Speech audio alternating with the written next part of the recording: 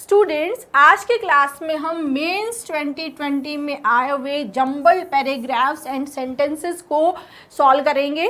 20 questions आते हैं mains में जनरली जंबल्ड के। तो 20 की अगर हम बात करें तो 200 में से 20 नंबर आपका सिर्फ और सिर्फ जंबल्ड के हैं, और ये 20 के 20 आप सही कर सकते हैं 100% एक्यूरेसी के साथ और 10 से 12 मिनट में। कैसे करेंगे मैम? मैं आपको कुछ कॉन्सेप्ट्स, कुछ मेथड्स बताऊंगी जिससे आप बहुत ही फास्ट कर पाएंगे और 100% एक्यूरेसी से भी कर पाएंगे। क्लियर? कॉम्प्रीहेंशन जो है वो मेंस में बहुत बड़ा रोल प्ले करता है। अगर मैं बोलूँ तो सिलेक्शन में, इंग्लिश में, कॉम्प्रीहेंशन में बहुत ज़्यादा डिफरेंस आ जाता है बच्चों की अंडरस्टैंडिंग में। तो 20 नंबर जो है वो जंबल्ड के या 20 के 20 ले सकते हो। सिर्फ कुछ मैथड्स हैं, कुछ कॉन्सेप्ट्स हैं जो आपको सीखने हैं, उसके बाद आपको कोई नहीं रोक सकता है। क्लियर? जंबल की जो मेरी बुक है ये अमेजन, फ्लिपकार्ट पे आपको मिल जाएगी। इसमें मेंस की प्रीवियस ईयर के पेपर्स के जो जंबल के क्वेश्चंस हैं उनको बहुत ही डिटेल सॉल्यूशन के साथ करवाया है। वीडियोस भी मैंने दी है। ये अगर आप कर लेते हो तो मैं आपको अश्योर करती हूँ कि एक भी क्वेश्चन आपका जंबल का गलत नहीं होगा। जो मैथड्स, जो कॉन्सेप्ट्स मैं यहाँ बताऊँगी वो इन जो 20 क्वेश्चंस हैं जंबल के, इनमें सॉल्व करके भी दिखाऊंगी, इनमें अप्लाई करके भी आपको दिखाऊंगी। क्लियर? अभी तक अगर आपने वीडियो को लाइक नहीं किया है तो लाइक कर देना और अपने दोस्तों में शेयर कर देना। जैसे फॉर एग्जांपल PQRS है तो वो पहले इन चारों सेंटेंसेस को पढ़ता है, दिमाग में उसका हिंदी ट्रांसलेट करता है, फिर इसको अरेंज करता है, फिर एक सीक्वेंस बनाता है RPQS, और फिर उसको ऑप्शन में फाइंड करने की कोशिश करता है। जब वहाँ ऑप्शन में नहीं होते तो दूसरी सीक्वेंस बनाता है। ये मेथड बिल्कुल भी सही नहीं है। मेथड क्या है? आपको लिंक फाइंड करना है। लिंक, क्या लिंक? जैसे फॉर एग्जाम्पल P के बाद में R आएगा, P और R आपस में जुड़े हुए हैं क्योंकि इनके बीच में ये लॉजिक है, एक लॉजिकल सीक्वेंस होता है। वो लॉजिकल सीक्वेंस क्या है, आपको कैसे पता चलेगा कि P R आपस में लिंक रहेंगे, P के साथ में R आएगा, वो सारे कॉन्सेप्ट्स मैं यहाँ डिस्कस करने वाली हूँ। वो क्या स्टेप्स रहते हैं। क्लियर? तो जैसे ही आपको पता चलता है कि PR लिंक है, आपको सबसे पहले ऑप्शंस पे जाना है। ऑप्शन में जहां जहां PR लिंक है उस ऑप्शन को कंसीडर करना है, बाकी को छोड़ देना है। अगर एक ही ऑप्शन है PR का तो वही आपका आंसर है। तो सबसे इंपॉर्टेंट चीज है लिंक और ऑप्शंस, जिससे हम एक्यूरेसी लाएंगे और स्पीड लाएंगे। क्लियर? अब लिंक कैसे फाइंड करना है, कैसे हमें लिंक के बारे में पता चले, ये सारे स्टेप्स मैं आपको बताऊंगी। ठीक है? ये देखो, लिंक जो फाइंड करना है, सबसे इंपॉर्टेंट चीज होती है लिंक को फाइंड करना। ठीक है? लिंक को लोकेट करने की कोशिश करनी है। लिंक को लोकेट करने, कैसे लिंक लोकेट होंगे, लॉजिकल आर्ग्यूमेंट्स क्या है, क्रोनोलॉजिकल ऑर्डर क्या है, स्टैंड अलोन सेंटेंस क्या है, ये सारा मैं अभी आपको डिस्कस करने वाली हूँ। ठीक है? स्टार्ट करते हैं। ये 10 स्टेप्स है स्टूडेंट्स। अगर आप इन 10 स्टेप्स को समझ लेते हैं तो आप अपनी लाइफ में कभी भी जंबल्ड का एक भी क्वेश्चन गलत नहीं करेंगे। इसके लिए मैं आपको अश्योर करती हूँ। स्टार्ट करते हैं।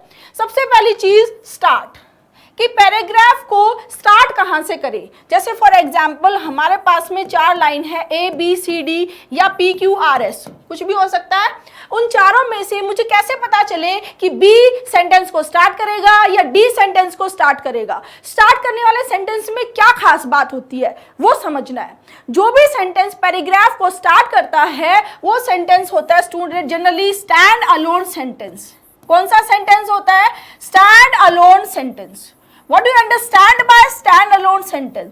Stand alone sentence का मतलब है एक ऐसा सेंटेंस जो अपने आप में इंडिविजुअल है, जो अपने आप में कंप्लीट सेंस दे रहा है, जो जिसका पीछे किसी सेंटेंस से कोई कनेक्शन नहीं है, उसको बोलते हैं स्टैंड अलोन सेंटेंस।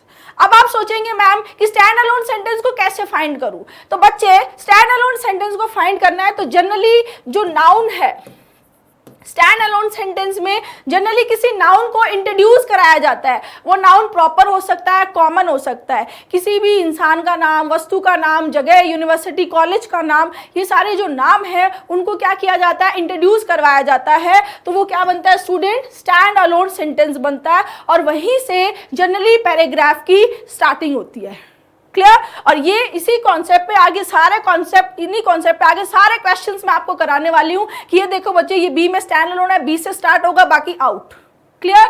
तो स्टैंड अलोन सेंटेंस आपको फाइंड करना आना चाहिए। और स्टैंड अलोन सेंटेंस कहाँ होगा, जो जनरली कोई नाउन जैसे प्रॉपर नाउन है, कॉमन नाउन है, वही जो है वो पैराग्राफ को स्टार्ट करते हैं। Clear, in the beginning, at first, ये कुछ फ्रेजेस हैं, ये भी क्या होती है स्टार्टिंग में आती है। ये जो 10 स्टेप है इनको मैं अभी आपको समराइज वे में ब्रीफ में समझा रही हूँ। अगर आपको इनको डिटेल से पढ़ना है, ठीक है, डिटेल में विद एग्जाम्पल्स, यानी स्टार्ट के एक साथ 10 एग्जाम्पल आपको पढ़ने हैं, तो ये मेरी जो प्लेलिस्ट है jumble paragraph and sentences bye Manisha Bansal ma'am, इनमें मैंने इन 10 स्टेप्स को बहुत ही डिटेल से पढ़ाया है। तो आप आज की क्लास पहले देख लीजिए, उसके बाद में ये क्लासेस भी आपको देखनी चाहिए, ये मस्ट वॉच है आपके लिए। ठीक है, समझ में आया? तो स्टार्ट से क्या समझ में आया, जैसे फॉर एग्जाम्पल यहाँ ए में ही आया है, बी में, डी में हिज आया है, ठीक है, बी में हिज आया है और सी में आया है जेम्स, राइट। तो आपको समझना है कि जेम्स क्या है, प्रॉपर नाउन है, तो यहां से सेंटेंस की क्या होगी, शुरुआत होगी, तो सी से सेंटेंस शुरू होगा। तो A B C D option में आपको ये देखना है कि कौन सा सीक्वेंस सी से शुरू हो रहा है। अगर एक ही सीक्वेंस सी से शुरू हो रहा है तो वही आपका आंसर है, बट एक से ज्यादा सीक्वेंस सी से शुरू हो रहे हैं या फिर दो ऑप्शंस है जो सी से शुरू हो रहे हैं, तो बाकी 2 को कट कर देना, उन 2 पे ही सोचना है। क्लियर है, समझ में आया? ठीक है, नेक्स्ट पॉइंट आता है फॉलो। फॉलो की बात कैसे, हमने स्टार्ट कर दिया, हमने स्टार्ट किया नाउन से, हमने स्टार्ट कर दिया, तो सिंपल सी बात आपको समझनी है कि नाउन को फॉलो करने का काम कौन करते हैं, प्रोनाउन। कौन करते हैं, प्रोनाउन। प्रोनाउन जो है वो नाउन के नंबर, पर्सन, जेंडर के अकॉर्डिंग डिसाइड होता है। जैसे जेम्स है तो हमने ही ले लिया, रिया होती है तो क्या होता है, शी आ जाता। क्लियर, प्लूरल होता है तो क्या आता है, दे आता, राइट। तो नाउन को फॉलो करने का काम कौन करेंगे, प्रोनाउन करेंगे। ठीक है, तो आपको यहां से समझना है कि जैसे फॉर एग्जाम्पल यहाँ ए ऑप्शन में जेम्स आया है, फिर उसके बाद में बी ऑप्शन में ही आया है, राइट। तो इससे क्या समझ में आया, ये ही किसके लिए आया, जेम्स के लिए। तो लिंक क्या बना, ए बी नियॉन लिंक बना। अब आपको A B neon link option में फाइंड करना है कि किस किस ऑप्शन में ए बी लिंक है, उसको कंसीडर करना है, बाकी को छोड़ देना है। क्लियर, तो नाउन जो है वो पहले आएगा, प्रोनाउन जो है वो बाद में आएगा। ये क्लियर है हमेशा के लिए, ठीक है। दूसरी बात करें हम फॉलो में, तो आर्टिकल्स की बात करते हैं। आर्टिकल्स में देखो स्टूडेंट्स, जो 2 तरह के आर्टिकल को होते हैं, कौन से, एक होता है डेफिनेट आर्टिकल और दूसरा क्या होता है, इंडेफिनेट आर्टिकल। एक है डेफिनेट आर्टिकल, दूसरा क्या है, इंडेफिनेट। यानी एक में मैंने बोला डेफिनेट आर्टिकल में, इंडेफिनेट में बोला अ मैन और फिर इसके लिए आया द मैन। ठीक है, इस एग्जाम्पल को ध्यान से समझेंगे। जैसे for example P Q R और एस, ठीक है, पी में आया हुआ है अ मैन और आर में आया है इसी मैन के लिए द मैन। तो यहां से एक लॉजिकल सीक्वेंस क्या बनती है कि P पहले आएगा और R बाद में आएगा। क्यों? क्योंकि जब भी हम किसी नाउन के बारे में पहले इंट्रोड्यूस कराएंगे तो हम इंडेफिनेट आर्टिकल लेंगे और जब उसके बारे में आगे बात होगी तो डेफिनेट आर्टिकल द आता है। तो यहां से लिंक क्या मिला आपको, PR नियॉन लिंक मिला आपको PR नियॉन लिंक को ऑप्शन में फाइंड करना है। क्लियर, तो इन स्टेप से आपको राइट ऑप्शन तक एक्यूरेसी बनाने में, राइट ऑप्शन तक जाने में कम टाइम खर्च कर, बहुत कम टाइम लगेगा और बिल्कुल आप सही आंसर पे चले जाएंगे। ठीक है, फिर हम फॉलो की बात करें तो एब्रीविएशन को भी समझेंगे। जैसे फॉर एग्जाम्पल यहाँ ए ऑप्शन में मैंने बात की महात्मा गांधी, ठीक है, महात्मा गांधी की बात हुई, फिर डी ऑप्शन में गांधी आया है, राइट। तो जनरली इस चीज को ध्यान में रखना है, जब भी किसी नाउन की बात होगी तो पहले उसका फुल नेम को इंट्रोड्यूस करवाया जाएगा। ठीक है, पूरा फुल नेम बताएंगे, फिर आगे जब उसके बारे में बात होगी तो उसको शॉर्ट नेम से ही बात करेगा, बार बार फुल नेम नहीं लेगा, बार बार उसकी जो फुल नेम को छोड़ के वो एब्रीविएटेड फॉर्म या सरनेम को यूज करेगा। ठीक है, तो यहां से समझ में आया कि गांधी पहले नहीं आएगा, पहले क्या आएगा, महात्मा गांधी। तो ए पहले आएगा, डी बाद में आएगा। यहां से क्या पता चला, एडी लिंक बन गया। इस एडी लिंक को हमें ऑप्शन में फाइंड करना है। क्लियर है स्टूडेंट, ये जितने भी कॉन्सेप्ट बता रही हूँ इन सभी कॉन्सेप्ट पे बेस्ड क्वेश्चंस भी आज की क्लास में मैं करवाने वाली हूँ। इस क्लास को लास्ट तक देखेंगे तो आपको सभी कॉन्सेप्ट पे क्वेश्चंस भी मिलेंगे। क्लियर। तीसरा पॉइंट आता है कॉमन फैक्टर। कॉमन फैक्टर होता है जब कोई एक वर्ड, एक या एक से ज्यादा वर्ड्स दो सेंटेंसेस में कॉमन है, जैसे P, Q, R, S, ठीक है। यहाँ पर ट्री की बात हुई है, फिर R में भी ट्री की बात हुई है, ठीक है। कॉमन फैक्टर मतलब जब कोई एक या एक से ज्यादा वर्ड्स दो सेंटेंसेस में कॉमन आ रहा है तो जनरली उन दोनों सेंटेंसेस को साथ में अरेंज किया जाता है, क्योंकि पहले मैं उसको इंट्रोड्यूस करवा दिया, फिर उसके बारे में आगे इलैबोरेट हो रहा है, तो वो दोनों सेंटेंस क्या आएंगे, जनरली साथ में आएंगे। क्लियर है? ठीक है। फोर्थ पॉइंट आता है पैरेलल कंस्ट्रक्शन, ठीक है।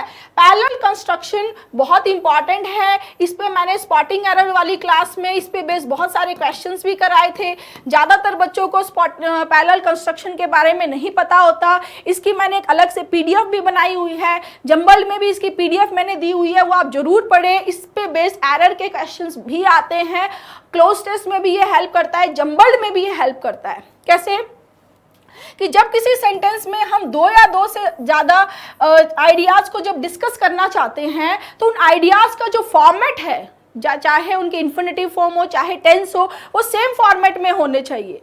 ऐसे नहीं कि हम एक सेंटेंस में उसको अलग अलग फॉर्मेट लेंगे तो गलत हो जाएगा। जैसे एलिस जो है, Alice likes cooking, jogging and to read, तो मैंने पहले तो ले लिया कुकिंग, जॉगिंग जो क्या है जेरंड फॉर्म है, और फिर ले लिया टू रीड जो कौन सी फॉर्म है, इन्फिनेटिव, तो वो गलत हो जाएगा। उनके फॉर्मेशन, उनका जो फॉर्मेशन है वो सेम होना चाहिए, सेम पार्ट्स ऑफ स्पीच होना चाहिए, राइट। वो क्या है, पैरेलल कंस्ट्रक्शन।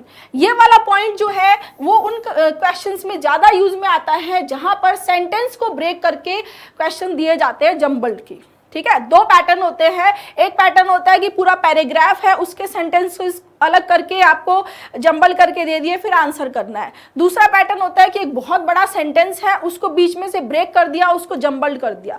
तो एक तो सेंटेंस को ब्रेक करना और एक पैराग्राफ को ब्रेक करना। तो सेंटेंस को जब ब्रेक करके क्वेश्चंस आते हैं, एग्जाम में आते हैं बार बार, तो उस टाइम पे ही पैरेलल कंस्ट्रक्शन बहुत बहुत इंपॉर्टेंट होता है। क्लियर? ठीक है। नेक्स्ट क्वेश्चन आता है क्रोनोलॉजिकल ऑर्डर। क्रोनोलॉजिकल ऑर्डर का मतलब होता है कि किसी भी घटना के घटित होने का एक लॉजिकल ऑर्डर होता है, ठीक है। क्रोन को अगर हम देखें तो क्रोन का मतलब क्या है, स्टूडेंट, टाइम, ठीक है। जैसे फॉर एग्जाम्पल इसमें क्वेश्चन भी आएगा कि कोई इंसान है, उसके घाव थे, तो सबसे पहले उसके घाव में जो वर्म्स थे वो हटाए, फिर उसके घाव पे लोशन लगाया, फिर पट्टी की, फिर उसके लिए फ्रूट मैश बनाया, लेकिन वो उसको खा नहीं पाया। तो ये एक सीक्वेंस हुआ। अगर आप हम इसको ऐसे बोले कि वो खा नहीं पाया, उसके पट्टी की, फिर उसके बाद में उसके घाव में से वर्म्स को एक्सट्रैक्ट किया, ठीक है, और फिर उसके लिए फ्रूट जैम बनाया या फ्रूट मैश बनाया, राइट, ठीक है, तो बहुत ही अजीब लगेगा। तो घटना के घटित होने का एक लॉजिकल सीक्वेंस होता है, उसको हम क्रोनोलॉजिकल ऑर्डर बोलते हैं, उसको समझना है, उसके अकॉर्डिंग आंसर करना है, ठीक है। जैसे फॉर एग्जांपल एक आदमी जंगल में गया, वहाँ उसने दो बच्चे देखे जो बास्केट में पड़े हुए थे, वो उनको उठा ले अपने घर ले आया, फिर उसको अपने चिल्ड्रन की तरह उसने परवरिश की। तो एक लॉजिकल सीक्वेंस है ये, ठीक है, उसको क्रोनोलॉजिकल ऑर्डर बोलते हैं। दूसरा, समटाइम्स यहाँ पर ईयर या मंथ या डेट मेंशन होती है, तो घटना के घटित होने का एक सीक्वेंस है, या तो आप बैकवर्ड टू फॉरवर्ड बात करेगा या फॉरवर्ड टू बैकवर्ड, ठीक है। जैसे फॉर एग्जांपल यहाँ हमने 1880 लिखा, फिर 1885 लिखा, फिर 1890 लिखा और फिर 1895, ठीक है। तो या तो वो पहले 1880 से बात करेगा 1905 तक लेके आएगा, या 95 से बात करेगा और 1880। अगर सिर्फ इतना सा भी बच्चे को पता है तो भी वो आंसर कर रहा है। क्लियर? तो इस तरह से क्रोनोलॉजिकल ऑर्डर आपकी हेल्प करेंगे। अभी मैं यहाँ पर आपको बहुत ब्रीफ में बता रही हूँ, डिटेल में मैंने आपको बोला है कि डिटेल में आप यहाँ से देखें। यहाँ पे मैंने एक एक कॉन्सेप्ट पे, चाहे वो क्रोनोलॉजिकल ऑर्डर हो चाहे वो फॉलो हो, वहाँ बहुत सारे क्वेश्चंस भी कराए हैं, तो वो आपको ज़रूर करने हैं, ठीक है। नेक्स्ट आता है ग्रामर। ग्रामर के कुछ कॉन्सेप्ट्स होते हैं, जैसे नॉट ओनली है, एक सेंटेंस में नॉट ओनली आया, जैसे पी में नॉट ओनली आया, फिर आर में आया है बट ऑल्सो। तो यहाँ से आपको क्या हिंट मिलेगी कि नॉट ओनली आया है तो इसके बाद में बट ऑल्सो आना चाहिए। तो ये एक लॉजिकल सीक्वेंस बन जाएगी, एक लॉजिकल लिंक बनेगा। क्या बनेगा? पी आर एक नियॉन लिंक है, ठीक है। तो ग्रामर से भी आपको लिंक फाइंड करना बहुत आसान हो जाएगा, ठीक है। नेक्स्ट आता है इलैबोरेट। इलैबोरेट अपने आप में ही, जैसे जनरली हमने देखा कि यहाँ पर स्टार्ट जब करता है तो किसी नाउन को इंट्रोड्यूस करता है, नाउन को क्या करता है, इंट्रोड्यूस करवाता है, फिर उसके बारे में कुछ आर्ग्यूमेंट देता है, सपोर्टिव आर्ग्यूमेंट देता है या कोई क्वेश्चंस करता है, फिर खुद ही आंसर करता है, तो वो पोर्शन क्या हो जाता है स्टूडेंट, इलाबोरेट करना। क्लियर। Next punctuation. पंक्चुएशन जो है ये भी आपको हेल्प करता है जब सेंटेंसेस ब्रेक करके आते हैं। लैंग्वेज को लिखने का एक तरीका होता है, जैसे फॉर एग्जांपल हम लिखते हैं तो हम जनरली किस में लिखते हैं, स्मॉल लेटर्स में लिखते हैं, ठीक है। लेकिन जब कोई पैराग्राफ खत्म होता है, फुल स्टॉप आता है, तो यहाँ वाला जो पहला लेटर है वो क्या होता है, कैपिटल होता है, ठीक है। फिर आगे हम स्मॉल लेटर्स में लिखेंगे, बट जब भी किसी नाम की बात होगी, प्रॉपर नाउन की, तो वो कैपिटल लेटर में लिखा जाता है पहला वर्ड, पहला लेटर, राइट। तो ये जो सीक्वेंस है ये भी आपको हेल्प करती है। जैसे फॉर एग्जाम्पल पी जो है वो एंड हो रहा है फुल स्टॉप पे, QRS, फिर आप देख रहे हो कि एस में एस जो शुरू हो रहा है वो कैपिटल लेटर से शुरू हो रहा है और बाकी सारे स्मॉल लेटर से शुरू हो रहे हैं, है ना। बाकी सभी किससे हो रहे हैं, स्मॉल लेटर से शुरू हो रहे हैं। तो यहाँ से आपको हिंट मिलती है कि पी पे फुल स्टॉप है तो आगे कौन सा आएगा, एस आएगा, तो लिंक क्या बनेगा, PS। क्लियर, ठीक है। नेक्स्ट आता है स्ट्रक्चर ऑफ वर्ड या प्रेपोजिशन। ये भी जब सेंटेंसेस ब्रेक करके आता है तो बहुत आपको हेल्प करता है। कैसे हेल्प करता है, जैसे फॉर एग्जांपल कुछ फिक्स प्रेपोजिशंस होते हैं, एप्रोप्रिएट प्रेपोजिशंस होते हैं जो आप लोग पढ़ते हैं। पी में जैसे लास्ट में आ गया इफेक्ट्स, है ना, इफेक्ट्स, और Q और R यहाँ पर आ गया on.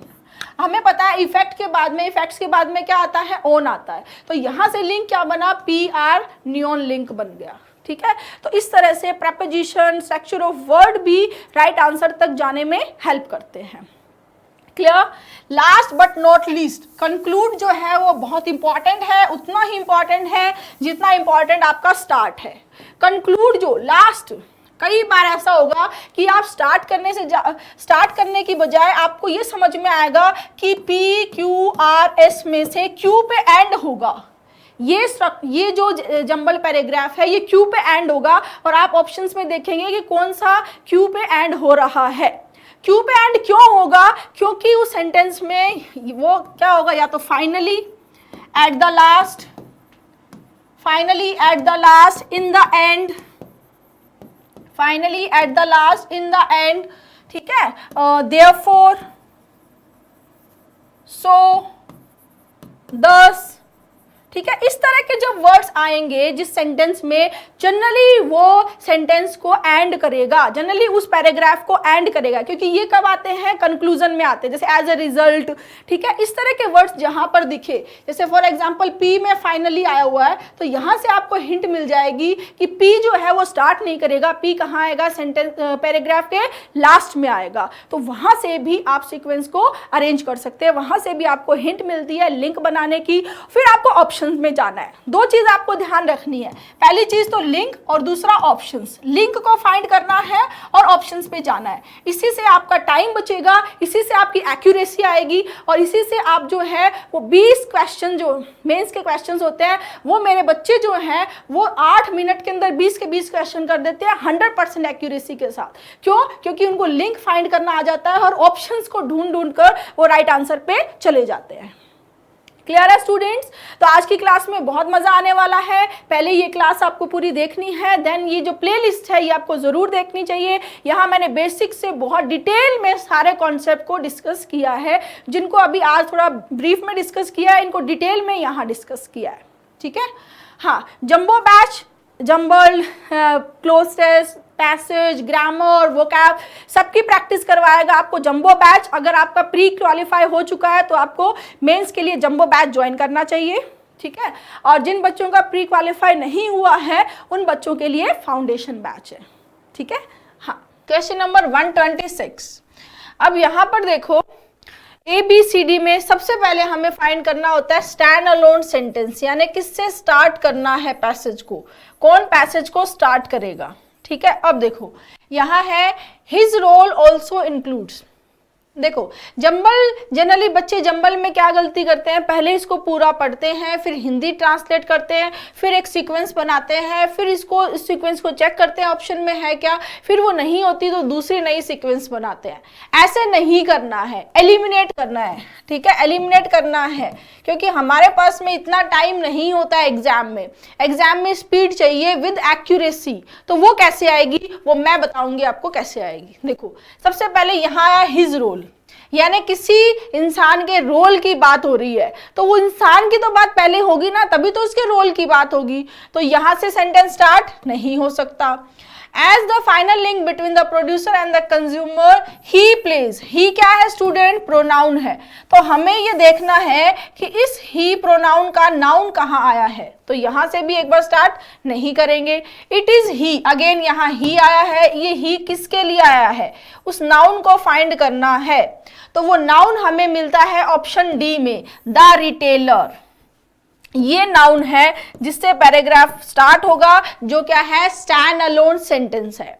The retailer determines the final cost of a product. Retailer को जो प्रोडक्ट होता है उसकी फाइनल कॉस्ट को डिटरमाइन करता है। कौन करता है, रिटेलर करता है, बिल्कुल सही बात है।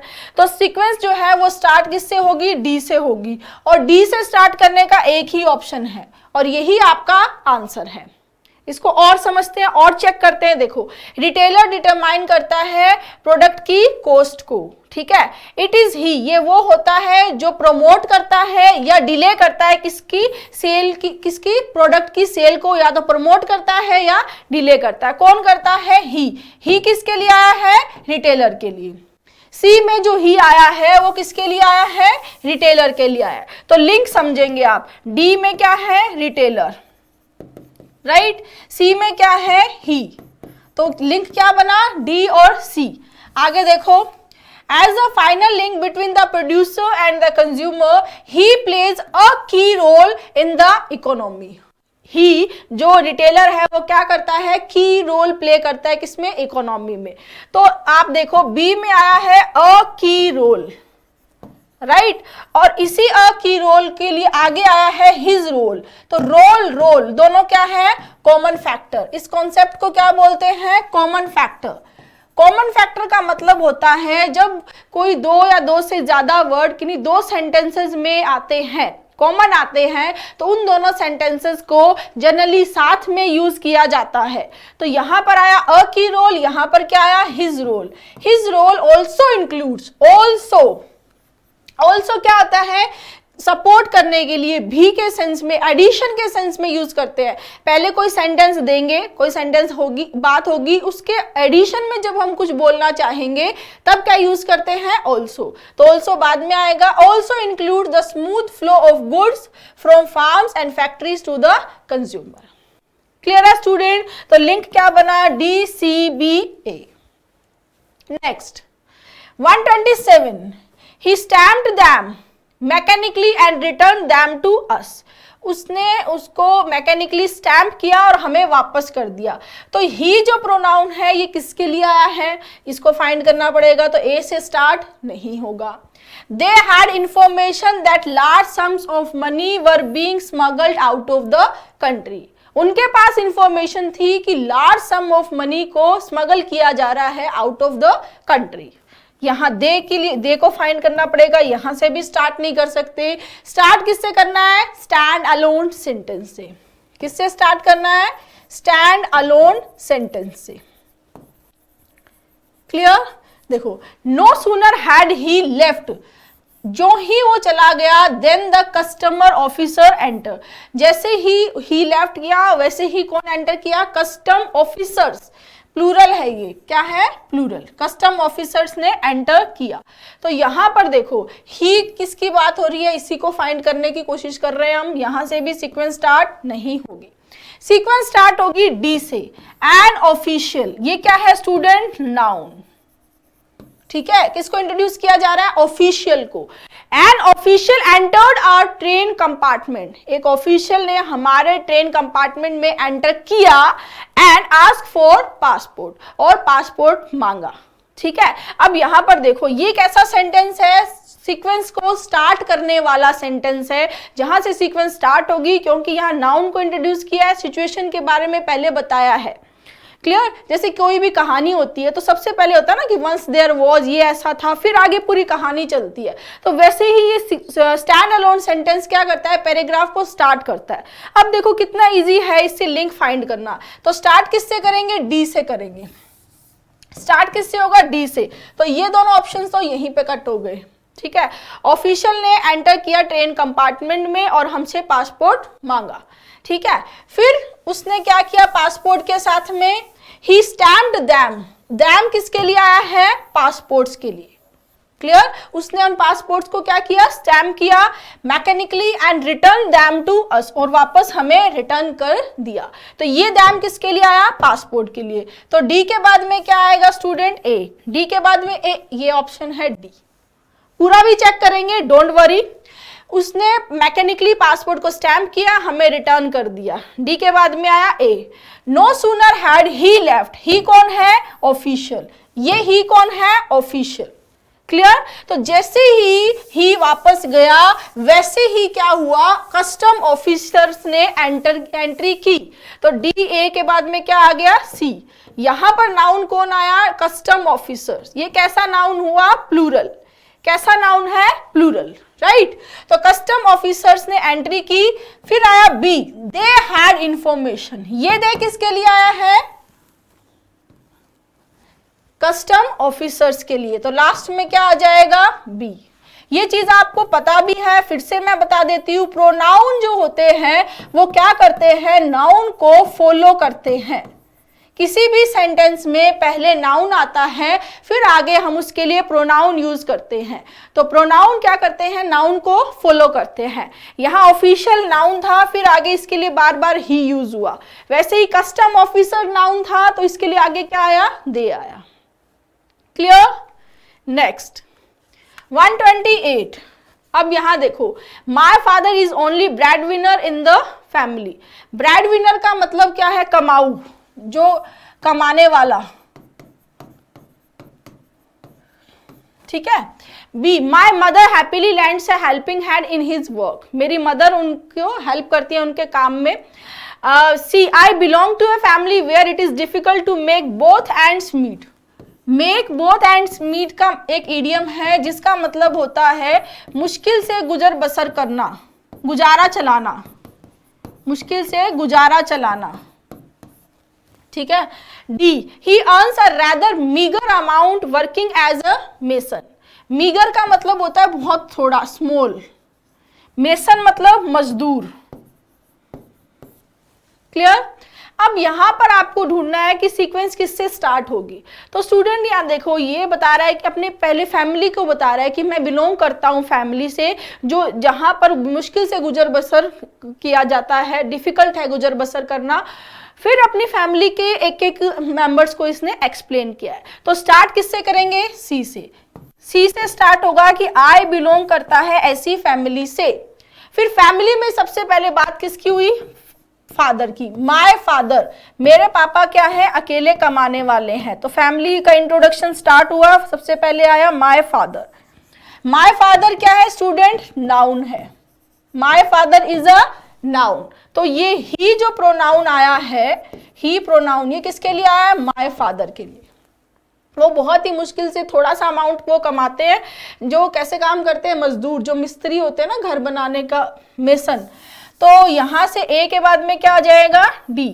किसके लिए आया, ही आया है माय फादर के लिए। फिर अगेन लास्ट में इंट्रोड्यूस कराया मदर को कि मेरी मदर भी एज ए हेल्पिंग हैंड क्या करती है, उनके साथ में हार्ड वर्क करती है। क्लियर? तो सीक्वेंस क्या बनी, C A D B. Answer. Next question number 129। Arrogance inflames prejudice and hatred, but humble speech soothes।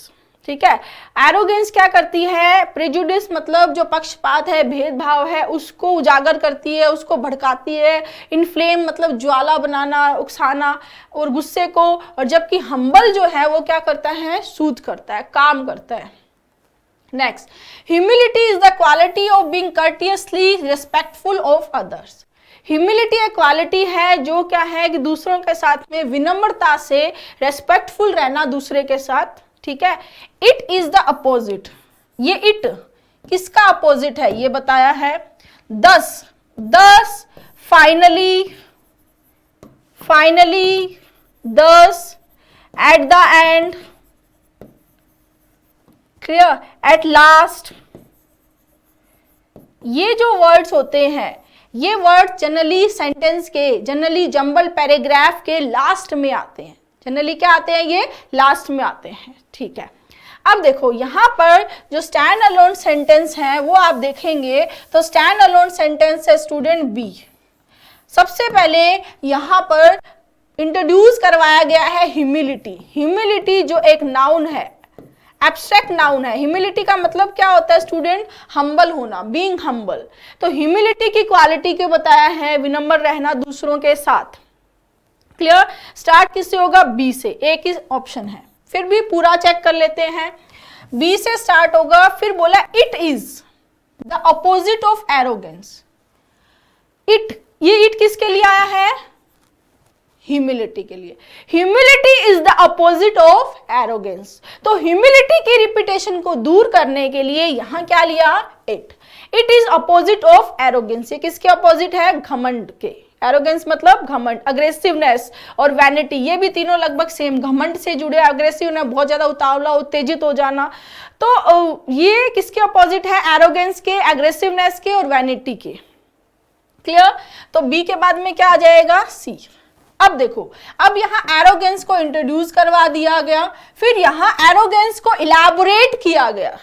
पहले किसी चीज को हम इंट्रोड्यूस कराते हैं, फिर उसके बारे में और कुछ बताते हैं। ये स्टेप भी मैंने अपनी बुक में बहुत डिटेल से बताया है, यूट्यूब पे वीडियोस में भी बहुत डिटेल से करवाया है। जंबल्ड की हाउ टू सोल्व जंबल्ड वाली वीडियोस आपको जरूर देखनी चाहिए। वो देखने के बाद में आपका जंबल्ड का डर हमेशा के लिए खत्म हो जाएगा, ठीक है। तो यहाँ एरोगेंस है और यहाँ एरोगेंस है। तो एरोगेंस, एरोगेंस क्या हुआ स्टूडेंट, कॉमन फैक्टर। क्या हुआ, कॉमन फैक्टर, कि यहाँ एरोगेंस आया, फिर एरोगेंस के बारे में और बताया गया कि एरोगेंस से क्या होता है, प्रेजुडिस और हेटेड होता है, जबकि हम्बल जो है वो क्या करता है, शांत करता है, काम करता है। तो सी के बाद में क्या आ गया, A, clear. Thus a humble demeanour is what is required to live in peace. फिर ये कंक्लूड कर रहा है कि हम्बल डिमैनर जो होता है वो क्या है, रिक्वायर्ड है, किसके लिए, पीस के लिए, ठीक है। डिमैनर का मतलब जो मैनर, जो तरीका है, जिस तरह से इंसान बिहेव करता है, राइट। तो लास्ट में आ जाएगा डी, PCAD, ये आपका आंसर हो गया, clear. Next question number 130। There are several factors that contribute to wisdom. बहुत सारे फैक्टर्स हैं जो विजडम में कंट्रीब्यूट करते हैं। B. Doing this has become more difficult than before owing to the complexity of the specialized knowledge required. ठीक है। C. This is the capacity to take account of all important factors in a problem and to attach to each its due weight. D. Of these I should put first a sense of proportion. अब देखो student, सबसे पहले यहां पर stand alone की बात करें तो दिस इज द कैपेसिटी, यानी कोई ना कोई लिंक है। डूइंग दिस यानी कुछ करने की बात कर रहा है। Of these I should, of these, कौन से दीज, कौन से दीज, ठीक है। अब समझेंगे, यहां पर स्टार्ट करने वाला सेंटेंस है ए स्टैंड अलोन सेंटेंस है जो स्टार्ट कर रहा है। देयर आर होता है ना, देयर आर से सेंटेंस स्टार्ट हुआ है, बहुत सारे फैक्टर्स है। There are several factors, right. तो स्टार्ट किससे हुआ, ए से। अब बोल रहा है जो बहुत सारे फैक्टर्स हैं उनमें से जो मैं पहले लेके आऊंगा वो क्या है, a sense of proportion, clear. तो ऑफ दीज यहां पर किसकी बात कर रहा है, दीज है यहां इन सेवरल फैक्टर्स की बात, किसकी कर रहा है, सेवरल फैक्टर्स की। तो ए के बाद में क्या आ जाएगा स्टूडेंट, डी। ए के बाद में डी आना, ऐसा एक ही ऑप्शन है, ये आपका आंसर। ए डी क्या हो गया, नियॉन लिंक हो गया, ठीक है। अब देखो ए में आया several factors, of these I should put first a sense of proportion, this is the capacity, ये कैपेसिटी की बात होगी। और लास्ट में ऐसा करना बहुत डिफिकल्ट है, ये पूरी लाइन लास्ट में ऐड हो गई। तो सीक्वेंस क्या बनी, A D C B।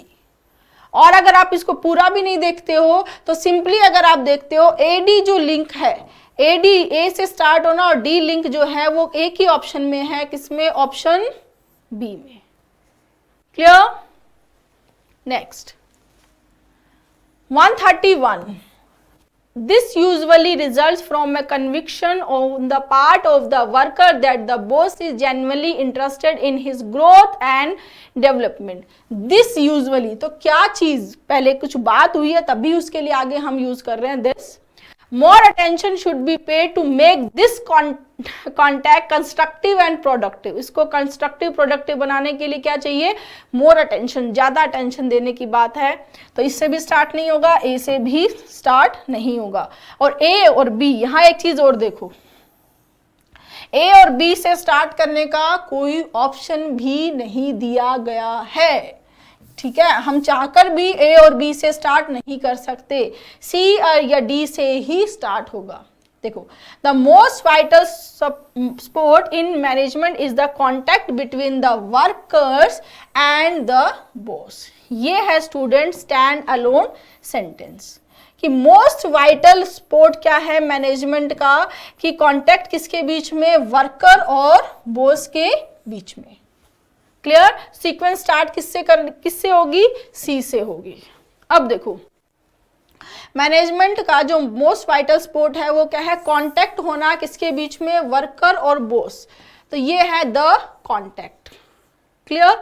अब इसी में इस कांटेक्ट और इस कांटेक्ट, इस पे भी आपकी नजर जानी चाहिए। ये कांटेक्ट क्या है? दोनों आपस में कॉमन फैक्टर। क्या है? Common factor. More attention should be paid to make this contact. कौन सा कॉन्टैक्ट? ये वाला कॉन्टैक्ट। इस कॉन्टैक्ट को कंस्ट्रक्टिव और प्रोडक्टिव बनाने के लिए क्या देना चाहिए? ज्यादा अटेंशन देनी चाहिए। तो क्या बनेगा? सी के बाद में बी, सी के बाद में बी एक ही ऑप्शन है। अगर आप वहां पर इसको पूरा पढ़ने बैठेंगे, एक सीक्वेंस बनाएंगे, फिर उस सीक्वेंस को यहाँ ऑप्शन में चेक करेंगे, फिर वो नहीं मिलेगी, फिर से पढ़ेंगे बिना किसी लिंक के, तो पॉसिबल नहीं है, आप आउट हो जाएंगे एग्जाम से। ठीक है, सी के बाद में बी आएगा। फिर देखो हिंट है यहाँ पर, बी में है कंस्ट्रक्टिव, डी में है कंस्ट्रक्टिव कंडीशन। अब ये कंस्ट्रक्टिव को आगे इलाबोरेट कर रहा है, कंस्ट्रक्टिव को आगे कौन इलाबोरेट कर रहा है? डी। तो बी के बाद में क्या आएगा? डी, और लास्ट में एक ही बचता है, वो क्या है? ए। तो सीक्वेंस क्या बनी? C B D A. Clear है students? Next 132, some of these attachments. तो यहां से ही पता चल जाना, दीज अटैचमेंट्स, कौन से अटैचमेंट्स?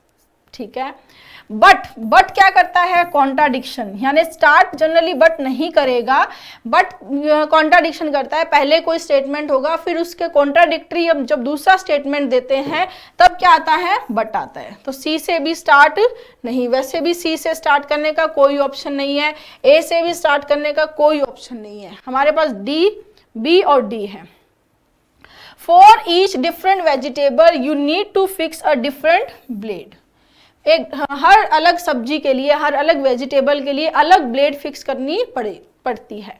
ठीक है, बी में है appliances like food processor come with a lot of attachments. तो इन दोनों सेंटेंसेस से आपको अब समझ में आ गया होगा कि स्टैंड अलोन सेंटेंस क्या है? बी है, क्योंकि यहां पर ये अप्लायंसेस को इंट्रोड्यूस करा रहा है। ये इस अप्लायंसेस को इंट्रोड्यूस करवाने के बाद का प्रोसेस है ये, है ना।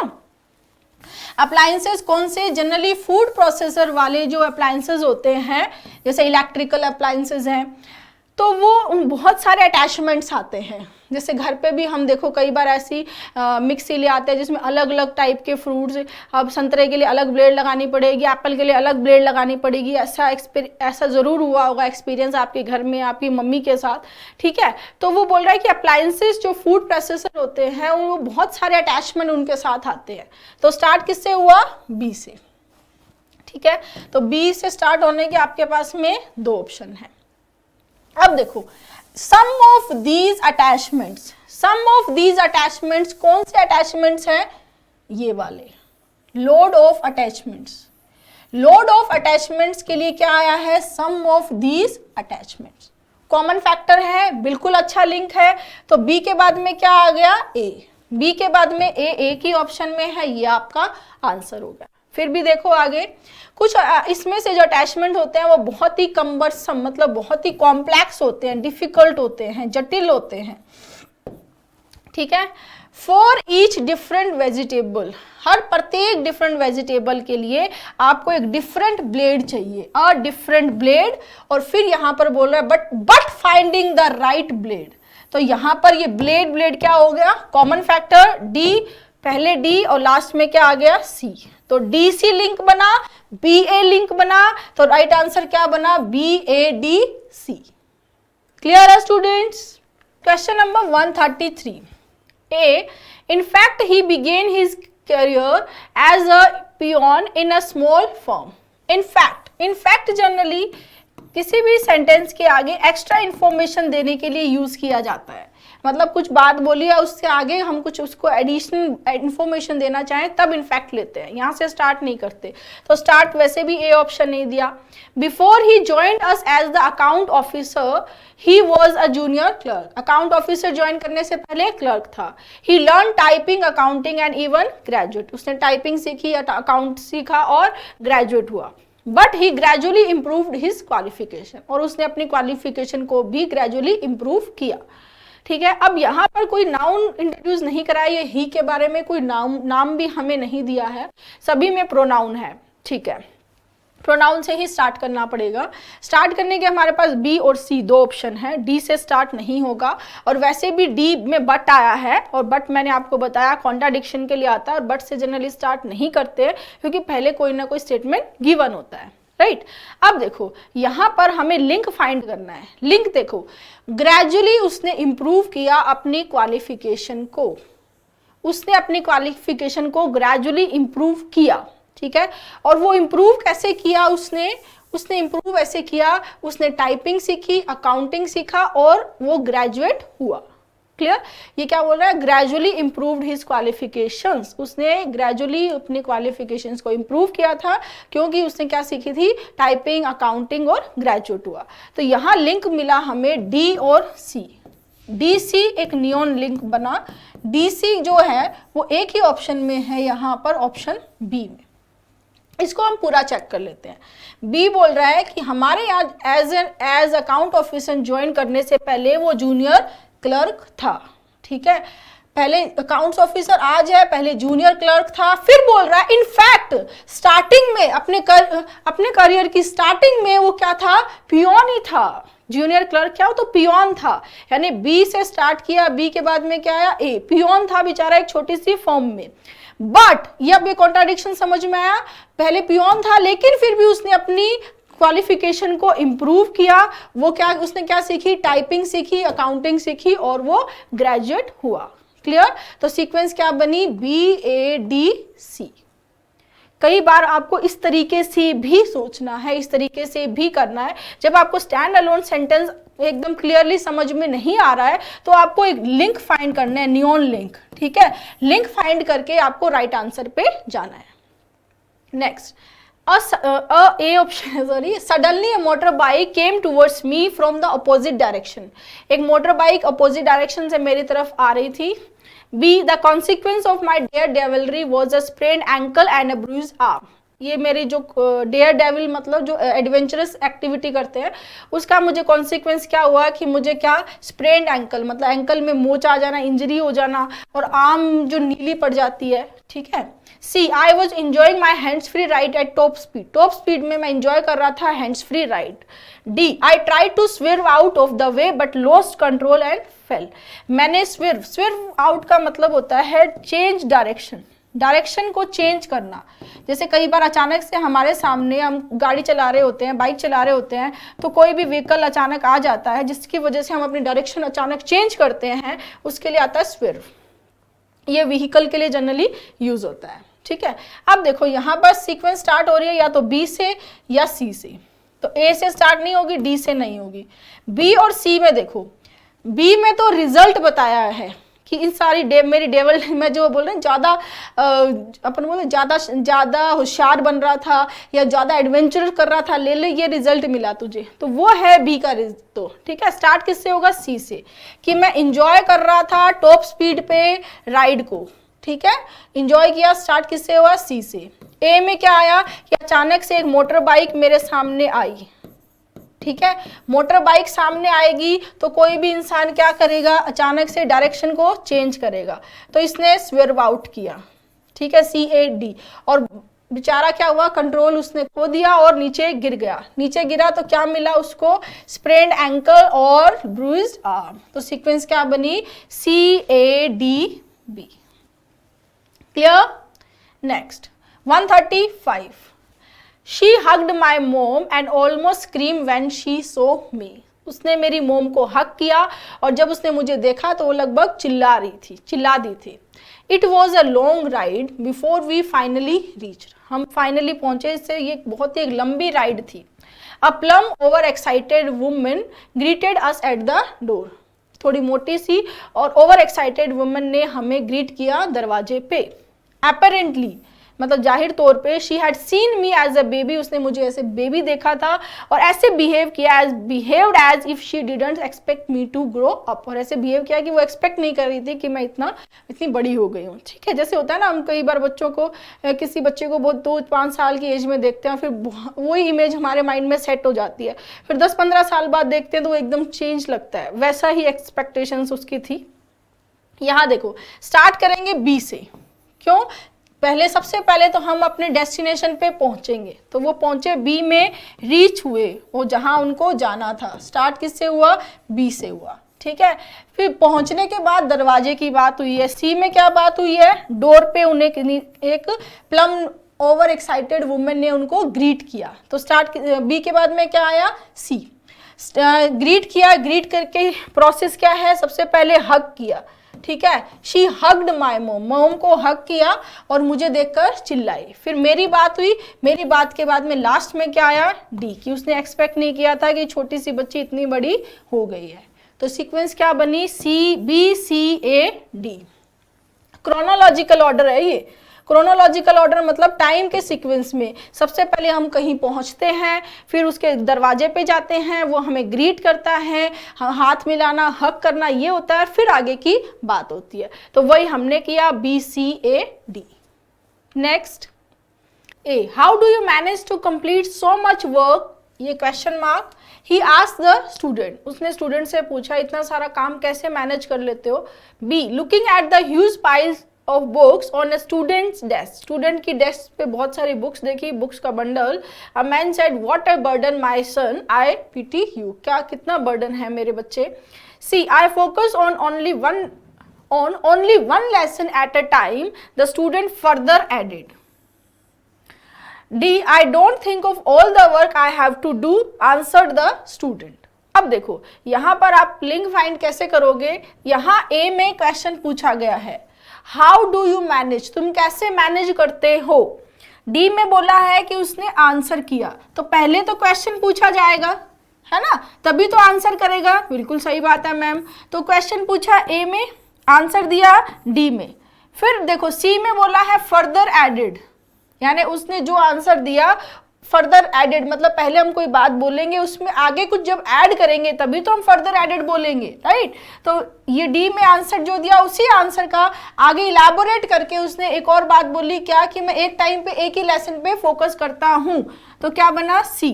तो लिंक बना ADC, राइट। ADC लिंक कहाँ है? ऑप्शन बी में। तो आंसर क्या हो जाएगा? बी। क्लियर? इसको पूरा देखो कि जैसे उसने वो बहुत सारी बुक्स देखी, उसने बोला कि कितनी सारा बर्डन है, ठीक है, फिर बोला कि कैसे मैनेज करते हो। बच्चे ने बोला कि मैं इतना ऐसा सोचता नहीं हूँ कि पूरे काम के बारे में एक साथ नहीं सोचता हूँ, एक टाइम पे एक लेसन पे फोकस करता हूँ। तो सीक्वेंस क्या बन गई? BADC। Clear? Next question number 137। अब हम यहां पर ढूंढेंगे स्टैंड अलोन सेंटेंस, राइट। अब पहले वाले में देखो, the sand is so hot that you can not walk over it in the day time. Sand इतनी ज्यादा गर्म है कि आप उसको दिन के टाइम पे उसके ऊपर चल नहीं सकते हो। बी हियर, हियर किसके लिए आता है? प्लेस के लिए। हियर क्या है? Adverb of place. There is nothing but sand and rock. C a great part of Arabia is a desert. D however, however क्या करता है? एक कंजक्शन जो सेंटेंस में कॉन्ट्राडिक्शन आगे एडिशन को बताता है, ठीक है। There are springs of water but these are few and far apart. अब आपको पूरा ये पढ़ के समझ में आ गया होगा कि यहाँ पर स्टैंड अलोन सेंटेंस क्या है? सी, जिसमें अ great part of Arabia, Arabia जो एक नाउन है उसको इंट्रोड्यूस करवाया गया है। अरेबिया के अंदर क्या बताया गया है? डेजर्ट। डेजर्ट का मतलब क्या होता है? रेगिस्तान। यहाँ पर डेजर्ट क्या है स्टूडेंट्स? नाउन है। डेजर्ट क्या है? नाउन। अगर डेजर्ट वर्ब होती है तो उसका मतलब क्या होता है? अबेंडन, लीव, त्याग देना, छोड़ देना। क्लियर? डेजर्ट जब नाउन होता है तो डेजर्ट मतलब रेगिस्तान, ठीक है। स्टैंड अलोन क्या है? यहाँ पर सी है। क्यों? क्योंकि यहाँ नाउन को इंट्रोड्यूस करवाया गया। Great part of Arabia is a desert. Start किया किससे? सी से, ठीक है। अब यहाँ बोल रहा है कि यहाँ जो डेजर्ट है इसके बारे में हियर, हियर किसके लिए आया है? इस प्लेस के लिए यूज किया गया है। सी में जो प्लेस बताया उसके लिए क्या आया? हियर।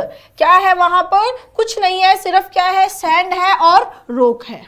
क्लियर? तो डेजर्ट में क्या होगी? सैंड होगी। तो सी के बाद आया बी, यहां सैंड को इंट्रोड्यूस कराया। फिर यहां डेफिनेट आर्टिकल द लेकर बोला द सैंड। कौन सी सैंड? ये वाली सैंड। तो बी के बाद में क्या आएगा? A, the sand is so hot कि आप उसके ऊपर चल नहीं सकते हो दिन में।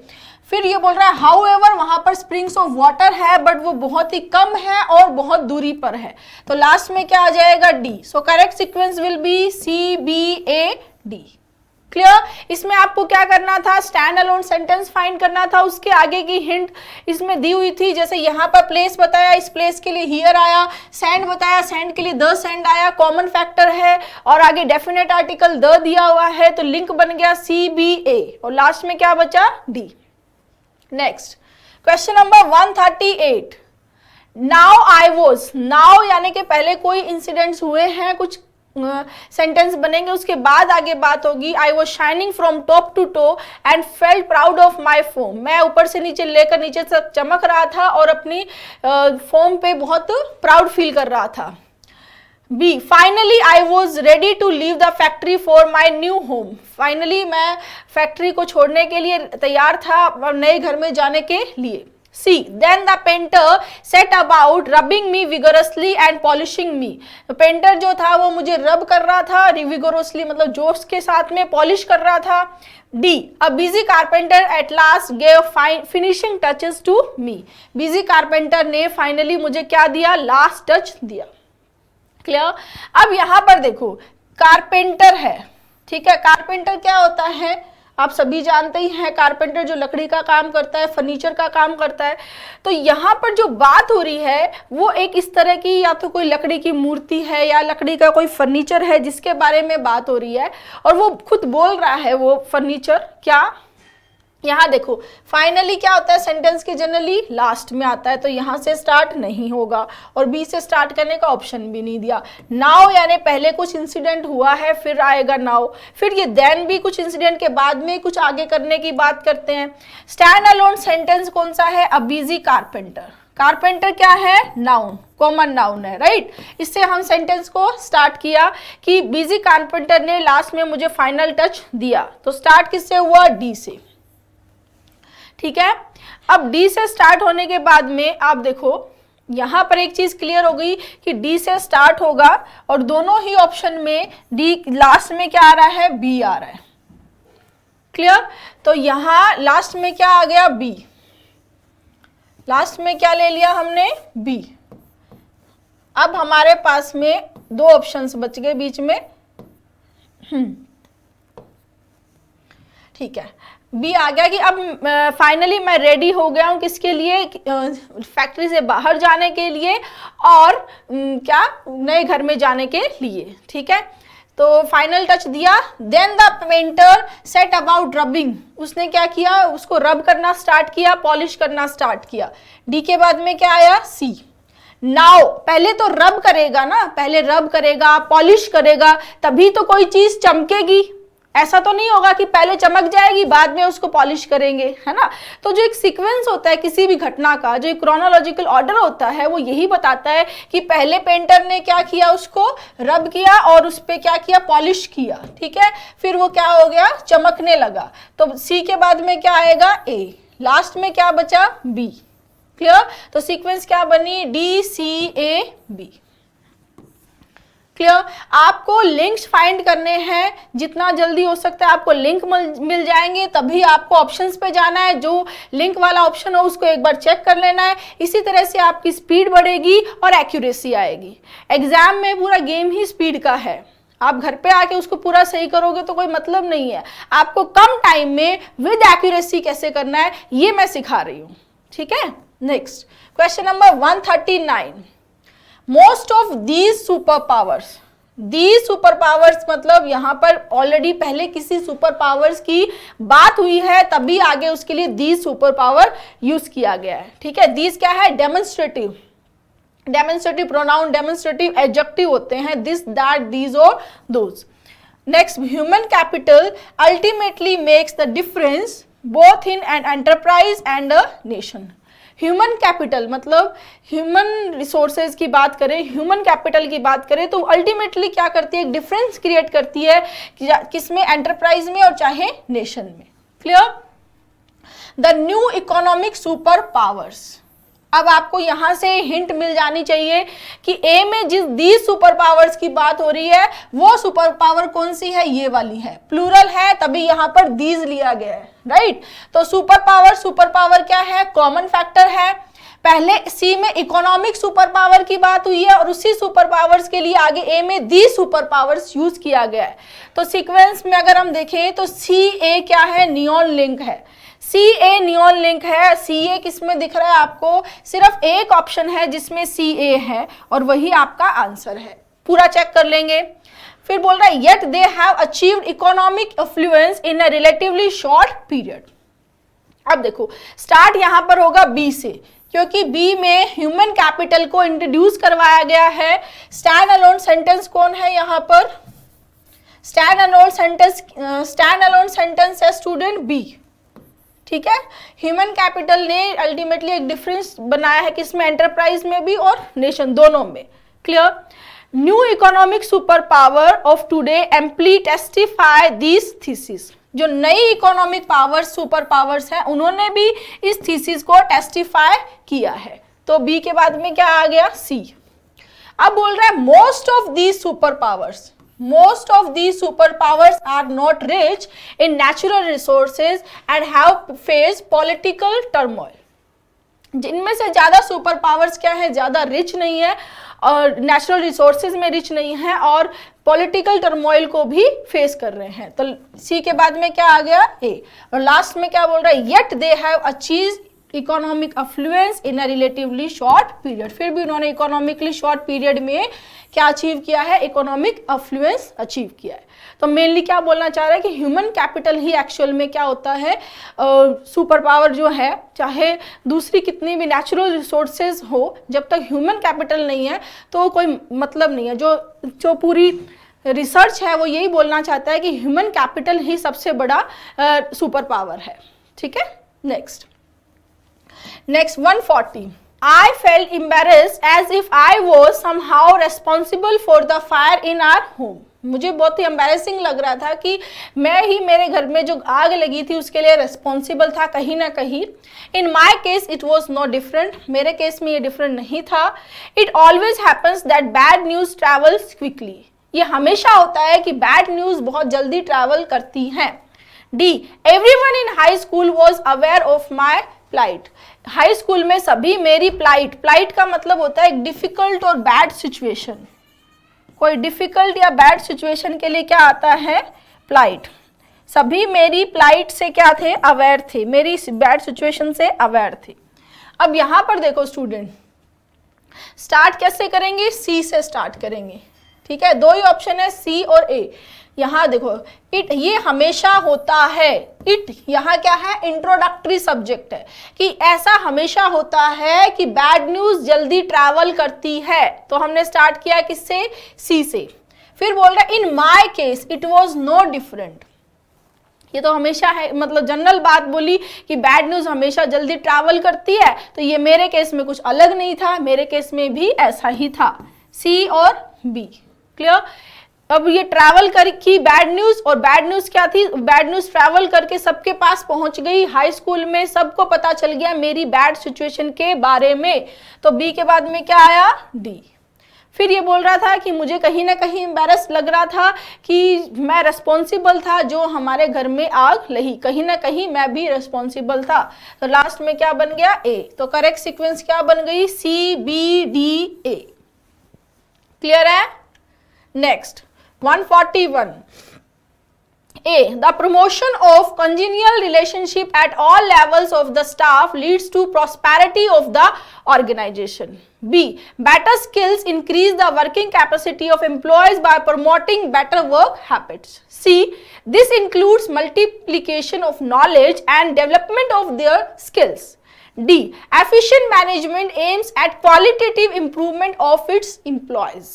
देखो यहां पर एक इंटरेस्टिंग सी चीज क्या है कि चारों ही ऑप्शन डी से स्टार्ट हो रहे हैं, चारों ही ऑप्शन डी से स्टार्ट हो रहे हैं, तो जो सीक्वेंस है वो डी से स्टार्ट होगी, इसके लिए कोई मेहनत ही नहीं करनी है। स्टैंड अलोन सेंटेंस क्या है, डी है। ठीक है, यहां से हमने स्टार्ट किया। एफिशिएंट मैनेजमेंट क्या एम करता है, अपने एम्प्लॉयज के क्वालिटेटिव इंप्रूवमेंट के का एम क्या होता है कि एफिशिएंट एम्प्लॉयज के क्वालिटेटिव इंप्रूवमेंट। ठीक है, अब इसमें क्या इंक्लूड होता है, दिस इंक्लूड, इसमें इंक्लूड होता है क्या, multiplication of knowledge and development of their skills. ठीक है, उनकी स्किल्स डेवलपमेंट की बात होगी, तो डी के बाद में क्या आ गया, सी। यहां पर ये स्किल्स है, फिर आगे इन स्किल्स की बात की है बी में। Better skills increase the working capacity, जितनी ज्यादा एम्प्लॉयज की स्किल्स बेटर होंगी तो उनकी वर्किंग कैपेसिटी क्या होगी, बढ़ेगी, और प्रमोटिंग बेटर वर्क हैबिट्स भी, उनकी वर्क हैबिट्स भी बढ़िया होंगी। स्किल्स इंक्रीज किसको करेंगी, वर्किंग कैपेसिटी को, bye promoting better work habits. तो सी के बाद में क्या आ गया, बी, और लास्ट में क्या बचा, ए। तो सीक्वेंस क्या बनेगी, D C B A. Clear.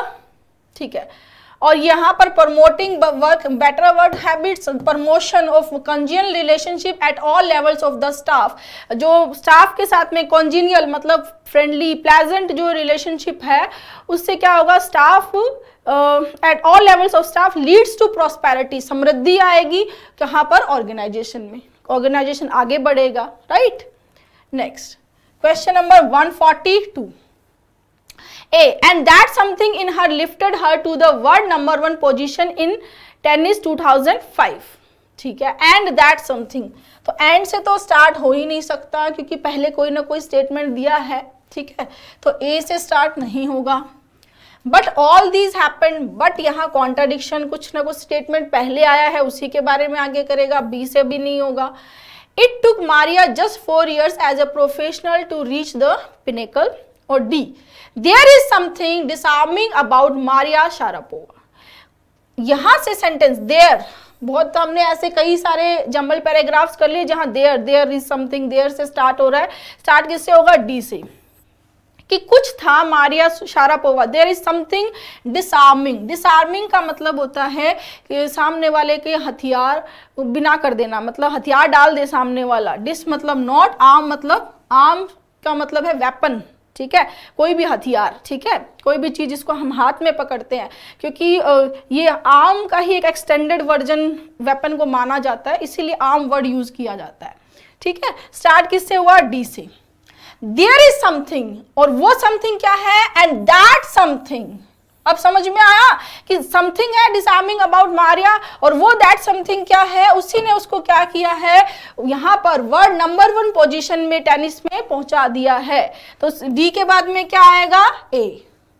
Clear, D के बाद में ए आएगा, ऐसा एक ही ऑप्शन है, ऑप्शन ए। ठीक है। फिर बोल रहा बी, और अब ये सारी चीजें जो उसने नंबर 1 पोजीशन पे आया है, ये सारी चीजें लगभग नो टाइम, बहुत ही कम टाइम में, ना के बराबर टाइम में ये सब कुछ हुआ है। तो डी ए बाद में क्या आ गया बी। अब बोल रहा है कम टाइम ना टाइम है, और कितना है, जस्ट 4 इयर्स है। कितना है, सिर्फ 4 साल। 4 साल में वो फर्स्ट पोजीशन पे आ गई है। तो लास्ट में क्या आ गया, सी। तो सीक्वेंस क्या बनी, डी ए बी सी। और अगर आप डी ए का हिंट अगर आप देखते हो तो सिंपली यहां डी से स्टार्ट होगा, डी के बाद में ए है, ऐसा एक ही ऑप्शन था। ठीक है। Next question number 143, the first is far more real than the second. अब यहां पर कोई फर्स्ट सेकंड की बात हुई है जिसके लिए फर्स्ट और सेकंड बोला गया है, और ए से स्टार्ट नहीं होगा, ए से स्टार्ट होने का ऑप्शन भी नहीं है, बी से स्टार्ट करने का भी ऑप्शन नहीं है, और स्टार्ट होगा सी या डी से। ठीक है। अब यहां देखो सी में इंटीमेटली पॉपुलर पर्सन, और यहां डी में बोला there are 2 kinds of popularity, there is there are. ठीक है, 2 तरह की पॉपुलरिटी होती है, पहली इंटीमेट और दूसरी लॉन्ग डिस्टेंस। स्टार्ट किससे करेंगे, डी से। एक पॉपुलरिटी होती है जिन लोगों को हम जानते हैं, उनके द्वारा वो हमें पसंद करते हैं, उससे हम पॉपुलर होते हैं। और दूसरे जिन लोगों को हम पर्सनली जानते नहीं है, फिजिकली जिनसे मिले हुए नहीं है, कोई कहीं बैठा है, कोई कहीं और बैठा है, दूसरी कंट्री दूसरे स्टेट में, फिर उनमें पॉपुलर होना, वो क्या हो जाती है, लॉन्ग डिस्टेंस पॉपुलरिटी। ठीक है। जैसे फॉर एग्जाम्पल मैं यहाँ पर ऑफलाइन में स्टूडेंट्स को पढ़ाती थी, तो ये हमारी इंटीमेट पॉपुलरिटी हुई। और YouTube पे जिनको मैं जानती भी नहीं हूँ, फिजिकली जिनको मैंने देखा नहीं है, लॉन्ग डिस्टेंस में है, वो क्या हो जाती है, लॉन्ग डिस्टेंस पॉपुलरिटी। ठीक है। तो डी से स्टार्ट हुआ। अब ये बोल रहा है 2 तरह की पॉपुलरिटी है, पहली इंटीमेट और दूसरी लॉन्ग डिस्टेंस। फिर बोल रहा है the first is far more real than the second, कि पहली इंटीमेट पॉपुलरिटी मोर रियल है किसकी बजाय, लॉन्ग डिस्टेंस पॉपुलरिटी की बजाय। तो डी के बाद में क्या आएगा, ए। डी के बाद में ए आएगा, ऐसा भी अपने पास में एक ही ऑप्शन है जो डी के बाद में ए ले रहा है, डी से स्टार्ट करके ए ले रहा है। कौन सा ऑप्शन है, ऑप्शन बी आंसर। और देख लो, वो पहली क्या है, दूसरे से ज्यादा रियल है। फिर क्या बोल रहा है, an intimately popular person is liked by those who know him, जो उसको जानते हैं। ए के बाद में क्या आया, C. But a person who enjoy long distance. अब देखो आपको सीक्वेंस समझ में आया। सबसे पहले क्या बोला कि 2 तरह की पॉपुलरिटी है, फिर बोला कि पहली दूसरी से ज्यादा रियल है, दूसरा। तीसरे में क्या किया, पहली को बताया गया कि ये इंटीमेट पॉपुलरिटी होती है, और चौथे में आगे किसको समझाया गया, लॉन्ग डिस्टेंस को समझाया गया। क्लियर। तो ये एक तरह का क्रोनोलॉजिकल ऑर्डर होता है। तो डी ए सी बी ये सीक्वेंस बन गया। क्लियर है। नेक्स्ट 144, देयर आर अदर्स, मतलब पहले कुछ हैं, फिर उनके अलावा की बात हो रही है। तो ए से स्टार्ट नहीं होगा, ए से स्टार्ट का ऑप्शन भी नहीं है। हाउएवर सच सोशल नेटवर्किंग साइट्स, यानी किसी नेटवर्किंग साइट्स की बात हुई है, उसके लिए आगे सच सोशल नेटवर्किंग साइट्स आया है, तो बी से भी स्टार्ट नहीं होगा, ऑप्शन भी नहीं दिया है। ठीक है। Whether or not Facebook friendship are lasting is debatable, कि फेसबुक की जो फ्रेंडशिप है वो लंबी चलती है, ये बात थोड़ी विवादित है, डिबेटेबल है, इस पे चल रहा है आपस में debate. B D, some people believe that real friendship are collapsing in modern times. Start यहाँ पर जो स्टैंड अलोन सेंटेंस है वो क्या है, डी, कि कुछ लोग सोचते हैं कि रियल फ्रेंडशिप आजकल के टाइम में, मॉडर्न टाइम में कोलैप्स होती जा रही है। ठीक है। स्टार्ट किससे हुआ, डी से। कुछ लोग ऐसा सोचते हैं, सम पीपल। फिर यहां से कनेक्टेड ये सेंटेंस है, देयर आर अदर्स। ठीक है।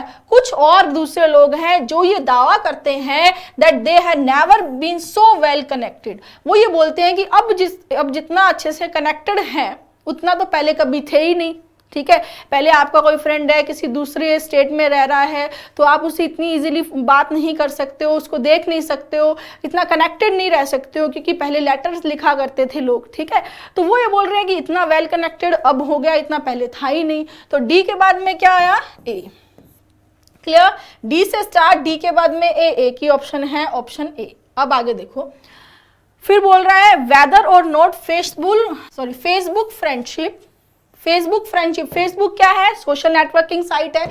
अब इसी के लिए बी में क्या बोला है, सच सोशल नेटवर्किंग साइट्स, राइट। सी में जिस सोशल नेटवर्क साइट की बात की है वो क्या है, फेसबुक, और फेसबुक के लिए आगे बी में क्या बोला है, सच सोशल नेटवर्किंग साइट्स। तो यहां से क्या समझ में आया, सी और बी भी क्या है, नियॉन लिंक है। सी भी अगर आप देखोगे यहां मिल गया आपको ए ऑप्शन में, ठीक है। यहां भी सी भी है, लेकिन सी से स्टार्ट नहीं होगा, स्टार्ट किससे होगा, डी से, क्योंकि डी और ए भी आपस में कनेक्टेड है। डी ए लिंक है, सी भी लिंक है, आंसर क्या हुआ, डी ए सी बी।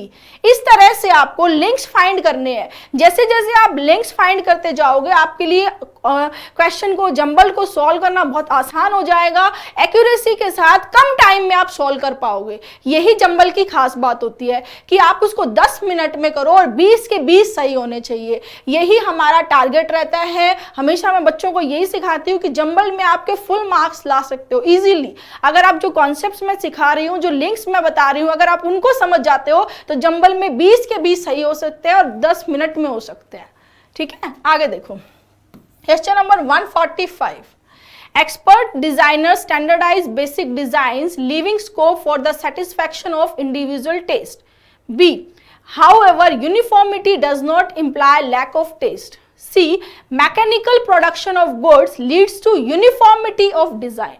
अब इस सेंटेंस को पढ़ के देखो, इनफैक्ट डी में आया इनफैक्ट। इनफैक्ट किसके लिए आता है, एक्स्ट्रा इंफॉर्मेशन ऐड करने के लिए, आगे बात करने के लिए। सी को पढ़ के एकदम अच्छे से क्लियर हो रहा है कि ये क्या है, स्टैंड अलोन सेंटेंस है। यहाँ पर मैकेनिकल प्रोडक्शन के बारे में बताया है कि गुड्स का जो मैकेनिकल प्रोडक्शन होता है उससे डिजाइन में क्या आती है, यूनिफॉर्मिटी आती है, ठीक है। तो स्टार्ट किससे होगा, सी से होगा। सी से स्टार्ट होने के आपके पास में 2 ऑप्शन है। फिर बोल रहा है आगे, यहां पर यूनिफॉर्मिटी की बात हुई है और यूनिफॉर्मिटी के लिए आगे बात किसमें की गई है, बी में। बी में क्या बोला है, हाउएवर, यद्यपि uniformity does not imply lack of taste. Uniformity क्या सजेस्ट नहीं करती है, लैक ऑफ टेस्ट। तो सी के बाद में क्या आया, बी। तो सी के बाद में बी एक ही ऑप्शन में है, ये आपका आंसर हो गया।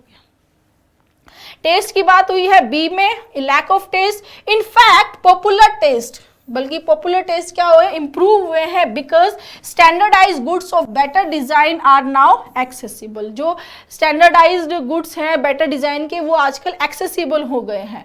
तो यहाँ डी, बी के बाद में क्या आया, डी, और लास्ट में क्या बचा आपके पास, ए, ठीक है। यहाँ पर भी बात करें, ये डिजाइन और ये डिजाइनर्स, ये भी कॉमन फैक्टर हैं, ये डिजाइन्स यहाँ पर आ गया, ठीक है। इस तरह के लिंक्स आपको फाइंड करते चलना है, राइट आंसर पे जाना है।